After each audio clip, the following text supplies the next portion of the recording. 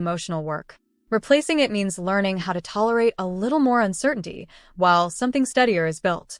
That slower rebuilding process is usually where real freedom begins, even if it looks far less dramatic than the old cycle ever did.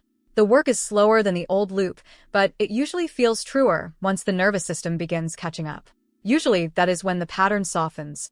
With enough patience, that wider awareness starts changing not only behavior, but the emotional meaning attached to it. In the end, the real story is not that people suddenly became weak.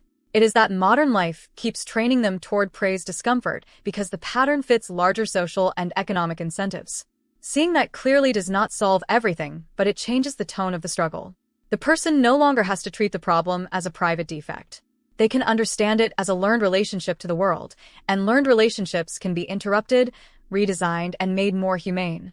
The wider lesson is that people suffer unnecessarily when they interpret all of this through shame alone.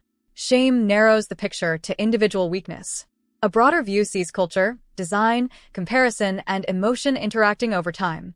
That broader view does not erase responsibility, but it makes responsibility more useful because it points toward what can actually be redesigned instead of merely condemned.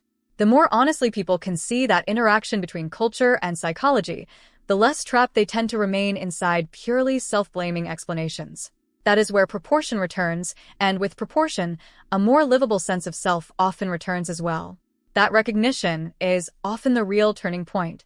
That kind of recognition is rarely flashy, but it is often what makes a more stable future possible. If you are anything like me, you love a good night out, great music, good people, and maybe a couple of drinks, but the next morning does not always bring the same energy. That is why I want to tell you about Liqueur gummies. They are designed to help prevent next-day hangovers